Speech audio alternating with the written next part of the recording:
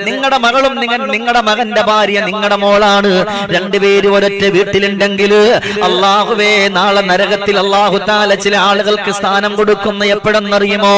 വീടിന്റെ ഉള്ളിലുള്ള തന്റെ മകന്റെ ഭാര്യയോട് തന്റെ മകളോടും നീതി പുലർത്തിയിട്ടില്ലെങ്കിൽ നാളെ പടച്ചവന്റെ മുമ്പിൽ കൈകെട്ടി നിന്നിട്ട് സമാധാനം പറയേണ്ടി വരും. കൈകെട്ടി നിന്നുകൊണ്ട് സമാധാനം പറയേണ്ടി വരും.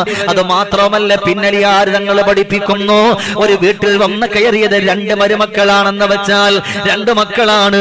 അതിൽ മൂത്ത മകന്റെ മകളോട്, മൂത്ത മകന്റെ ഭാര്യയോട് നിങ്ങൾക്ക് നല്ല സ്നേഹമുണ്ട്. മറിച്ചോ രണ്ടാമത്തെ മകൻ കൊണ്ടുവന്ന പെണ്ണിനോട് നിങ്ങൾ സ്നേഹത്തിന്റെ കുറവ് കാണിക്കല്ല. അങ്ങനെ കാണിച്ചു പോയാൽ നാളെ പടച്ചവന്റെ മുമ്പിൽ കയ്യം കെട്ടി നിന്നുകൊണ്ട് സമാധാനം പറയേണ്ടി വരുമെന്ന് സയ്യിദുനാ അലിയൻ കറമഹുല്ലാഹ്